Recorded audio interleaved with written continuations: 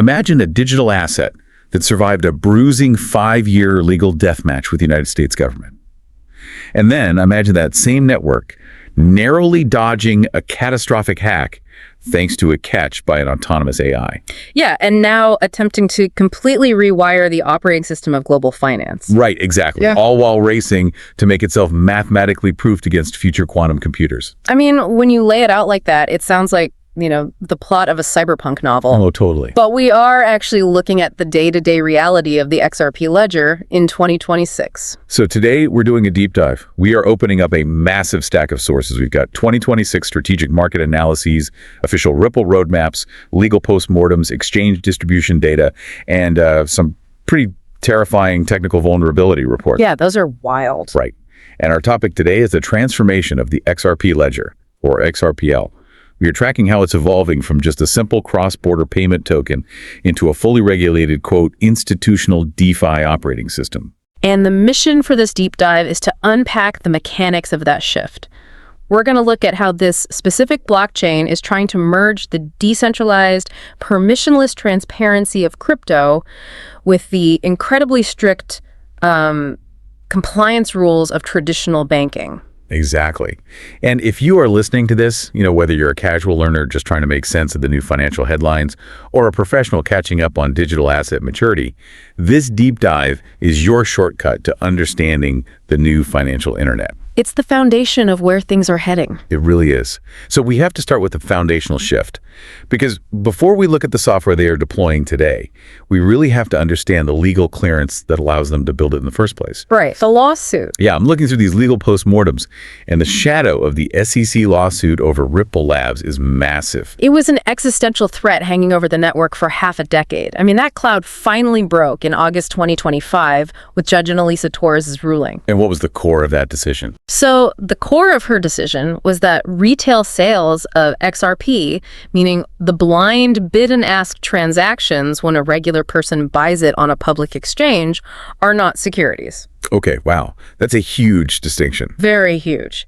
Now, she did conclude that certain direct historical institutional sales met that criteria, which resulted in a $50 million settlement. But wait, I see here that the SEC was originally demanding $125 million? Yeah, they were aiming high. So that $50 million is a drastic reduction, actually to the point where Ripple reclaimed a $75 million legal reserve they had been holding on to. Exactly. They literally got money back from their own reserves. That's crazy. But the financial penalty seems almost, secondary to the rejection of something the SEC called the embodiment theory. Oh, yeah, the embodiment theory. Can you explain what the SEC was actually arguing there? So the embodiment theory was a really novel legal approach.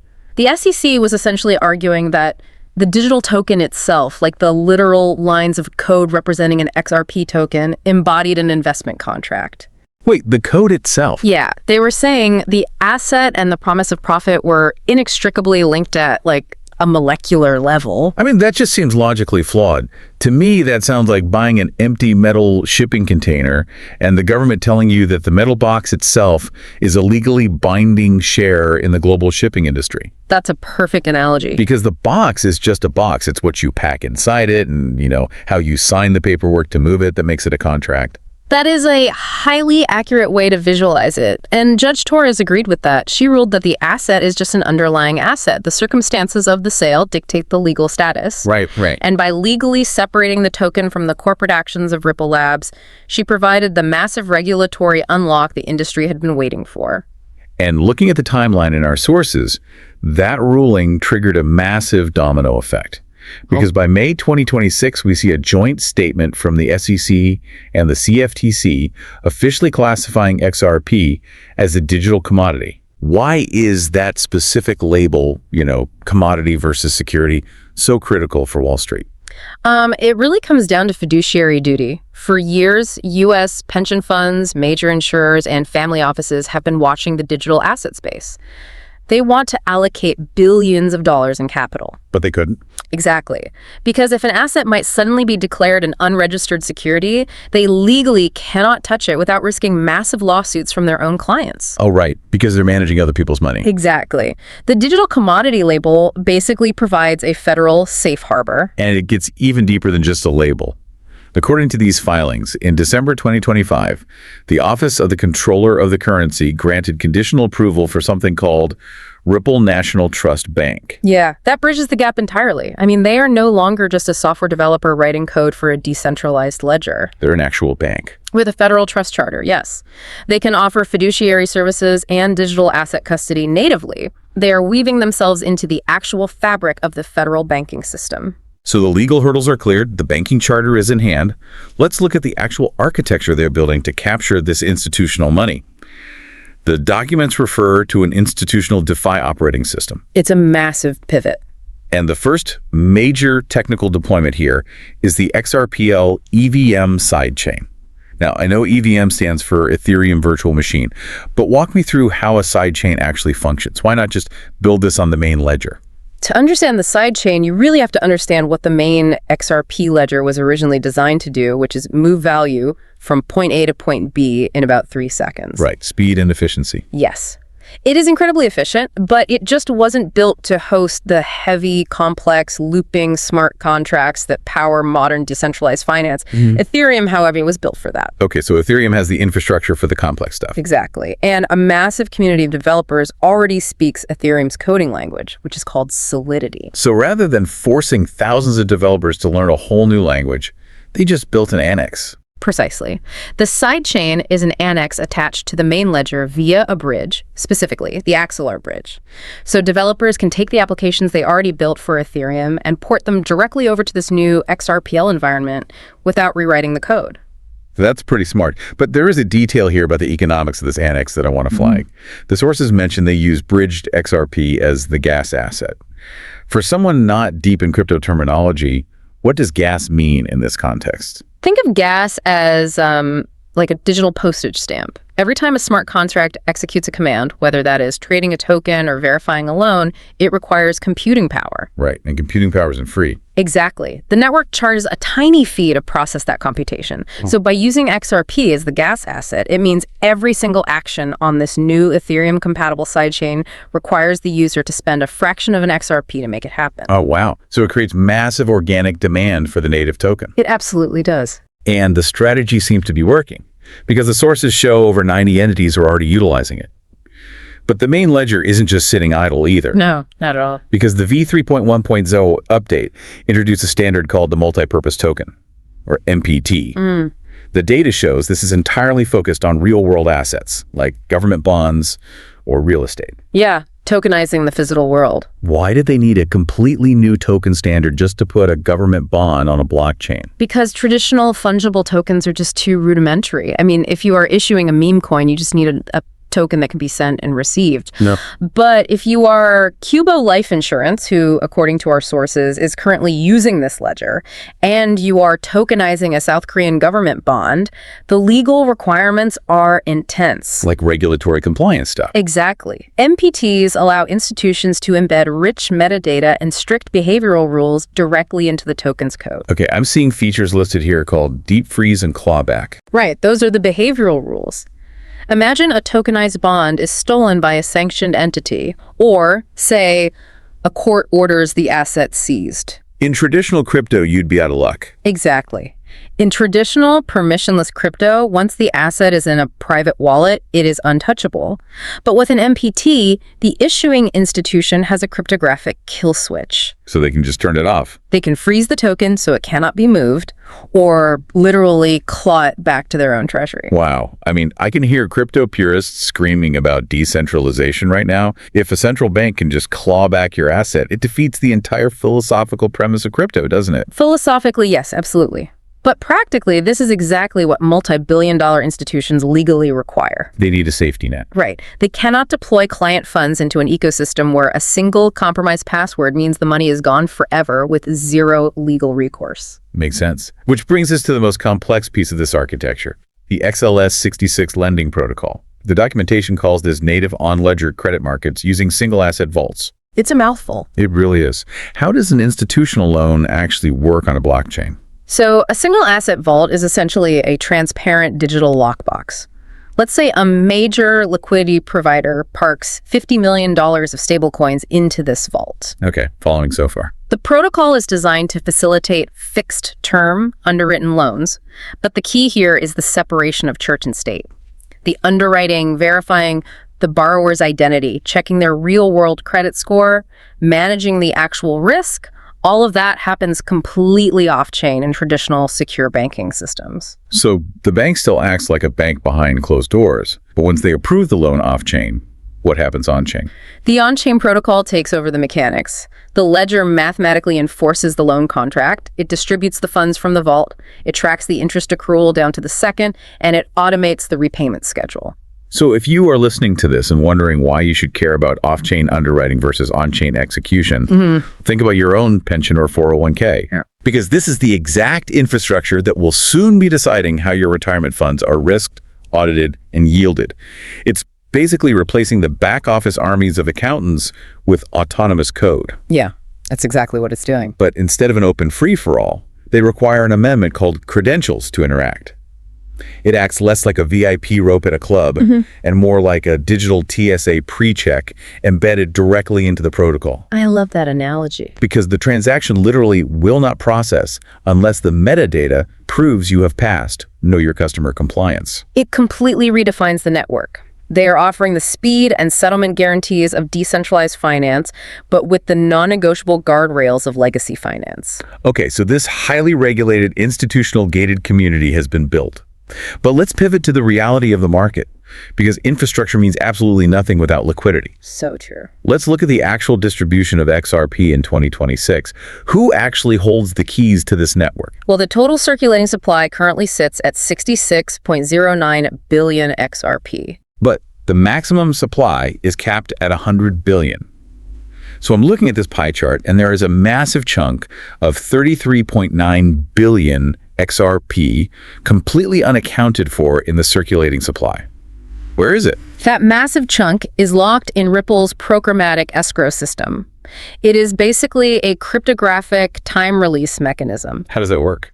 On the first day of every month, the ledger automatically unlocks 1 billion XRP for Ripple to use for operations, selling to partners, or funding development. Wait, adding 1 billion tokens a month? That sounds like hyperinflation. It would be if they dumped it all on the open market. But historically, and currently into 2026, Ripple relocks between 70 and 80% of that newly unlocked XRP back into new escrows that won't open for years. Oh, I see.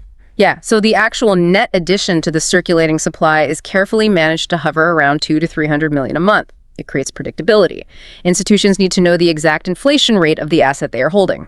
Okay, moving past Ripple, let's look at the open market whales. The data shows Binance holds 1.68 billion and Uphold holds 1.5 billion. I assume that is entirely user funds held in cold storage. Primarily, yes. It reflects massive retail aggregation on those exchanges. But then I see a single individual wallet cluster holding 2.7 billion XRP, and that is co-founder Chris Larson. Yes, that's a massive personal holding. With billions of dollars attached to one person, how do you even secure that against a coordinated attack? Especially since the notes indicate he suffered a $150 million hack back in 2024. Yeah, that 2024 breach was a major wake-up call. An individual hardware wallet is just a single point of failure. So what changed? Today, those founder holdings are secured via institutional multi-signature governance. It means no single device or single human can move those funds. A transaction would require a quorum of geographically distributed, highly secure cryptographic signatures to authorize. That's definitely more secure. There's another interesting geographical data point here, too. South Korea's Bitham exchange holds 1.79 billion XRP. This kimchi premium highlights massive Asian dominance. The Asian market understands the remittance utility inherently. In corridors where you are moving value across fragmented national borders, the ability to settle a transaction in 3 seconds for a fraction of a penny is highly valuable. But the ultimate test case for this network isn't retail remittance anymore. It is corporate adoption. And our sources highlight a company called Evernorth. Yeah, Evernorth is a huge indicator. They currently hold a corporate treasury of 473 million XRP, but because of market fluctuations, they're sitting on a staggering $380 million paper loss. Most corporate boards would panic and liquidate to stop the bleeding. Why are they holding? Because they aren't treating it as a speculative trade. They are treating it as raw material for the new XLS-66 Lending Protocol we just discussed. Really? They're going to lend it out. Exactly. Evernorth's strategy is to deploy those massive holdings into the single asset vaults. Their calculation is that the guaranteed automated yield generated from institutional lending will ultimately offset the asset's price volatility over a multi-year horizon. That is a massive gamble. Yeah. But there's one thing in these sources that isn't adding up for me. We're talking about institutional flows and stable yields. And Ripple has their own flagship stablecoin, RLUSD, which has surpassed a $1.5 billion market cap and is integrated into OKX's unified order book, meaning all the buy and sell offers are pooled into one massive liquidity hub. It's very successful. But wait, let me stop you there. Let's unpack this. Yeah. Looking at the deployment split, 82% of RLUSD is sitting over on the Ethereum network. Only 18% is natively on the XRPL. If they're building the ultimate DeFi hub, why is their own stablecoin living in a rival ecosystem? Isn't that a massive red flag? Yeah, that is the glaring paradox of their current strategy. And the blunt answer is that is where the users already are. So they just had to follow the crowd. Basically, Ethereum has a massive, entrenched, decentralized finance ecosystem. If you launch a stablecoin, you have to inject it where the liquidity is currently flowing to gain market share. But doesn't that undermine their own narrative about the XRPL? It creates a massive pressure point, definitely. The long-term success of the XRPL's institutional pivot absolutely depends on migrating that RLUSD usage back home. They need RLUSD native on the XRPL to act as the stable bridge asset for all those complex foreign exchange and credit flows. Well, to convince billions of dollars in stablecoin liquidity to migrate from Ethereum back to the XRPL, the network has to prove it is an impenetrable fortress. Without a doubt.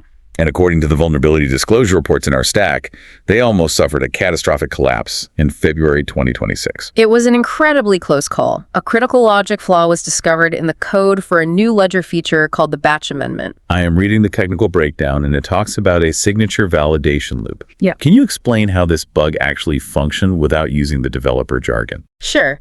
Imagine a bouncer at a club checking IDs for a group of 10 people. The bouncer checks the first ID, and it's fake. Okay. Because of a bad instruction, instead of kicking that person out and checking the rest, the bouncer gets confused, assumes the whole group is clear, and lets everyone in. In the code, if the ledger encountered a forged cryptographic signature claiming to authorize a victim's account, it could exit the security loop early. Wait, really? So an attacker could execute a transaction draining my wallet without ever needing my password, my private key, or even needing to phish me? The ledger would just let them take it. Yes, it would have completely bypassed the core cryptographic integrity of the entire blockchain. That is terrifying. But the patch notes say this never hit the main network. Yeah. How did they find it in time? This is where we see the intersection of blockchain and next-generation tech. The flaw wasn't initially caught by human auditors. It was identified by an autonomous AI security tool named Apex, developed by a firm called Cantina AI. And AI found it. Yeah. The AI flagged the logical anomaly, and then a human researcher named Pranamya Keshkamat verified it. So an AI essentially saved a multi-billion-dollar financial network from a fatal code error. Pretty much. They submitted a responsible disclosure, the validators immediately vetoed the amendment, and an emergency patch called Rippled 3.1.1 was deployed to permanently disable the vulnerable code. Not a single cent was lost. Wow. And AI narrowly saving the network from bad code today is wild. But looking at the final section of our sources, the future threat landscape isn't just about sloppy code. It is about the evolution of physical computing hardware. The reports mention something called Q-Day. Yes, Q-Day. It's the theoretical deadline proposed by researchers, including those at Google, projecting that by 2032, quantum computers will become powerful enough to shatter the cryptographic math that currently protects everything. Like everything. Everything. Your bank account, encrypted military communications, and every single cryptocurrency. So how is the XRPL preparing for a machine that can basically guess any password in seconds? Ripple has initiated a 4-phase roadmap aiming to make the ledger entirely quantum-resistant by 2028. But beyond upgrading the cryptography, the XRPL actually has a massive architectural defense mechanism built into its foundation. What is it? It's block time. Okay, let's compare that. Bitcoin generates a new block of transactions every 10 minutes. Ethereum does it in about 12 seconds. The XRPL settles a ledger every 3 to 5 seconds. How does that speed defend against a quantum attack? So when you broadcast a transaction on any blockchain, you expose your public key to the network while it waits in a queue to be confirmed. That waiting period is the window of vulnerability. Oh, I see. A quantum computer needs time to run complex algorithms to derive your secret private key from that exposed public data. So what does that 3 to 5 second block time actually mean in a cyber attack? Does it essentially mean a quantum computer only has a microscopic 3-second window to crack the code before the transaction is permanently sealed? Exactly. If a transaction sits in a Bitcoin waiting room for 10 minutes, the quantum computer has a massive window to crunch the numbers. But with XRPL settling in 3 seconds, it physically lacks the time to complete the calculation before the transaction is permanently locked into the ledger. That is fascinating. Yeah, that inherent speed, combined with a feature called native key rotation, which allows users to swap out older keys for new quantum-proof algorithms without moving your funds, it gives the network a distinct evolutionary advantage. We have covered a staggering amount of ground in this deep dive. We really have. But when you synthesize all of these sources, the trajectory is clear. The XRPL has transitioned from a legally embattled retail token into a federally chartered, AI-audited, quantum-prepping digital commodity. It's completely reinvented itself. It is aggressively positioning itself to act as the core infrastructure for global institutional credit, real-world asset tokenization, and even interoperability for central bank digital currencies. And if you are listening, understanding this specific evolution, the merging of blockchain speed with traditional banking compliance, really gives you a front row seat to how the new financial internet is actually being built. They aren't trying to tear down Wall Street anymore. They are trying to provide the plumbing for it. Exactly right. Which leaves us with one final, lingering question to consider. If blockchains truly become the underlying plumbing for global central banks, pension funds, and institutional credit, what happens when something fundamentally breaks? It's a scary thought. If a 2026-era smart contract bug sneaks past the AI audits, avoids the kill switches, and causes a systemic, multi-billion-dollar failure, who steps in? We have centuries of experience figuring out how to bail out a bank. But how exactly do you bail out a blockchain?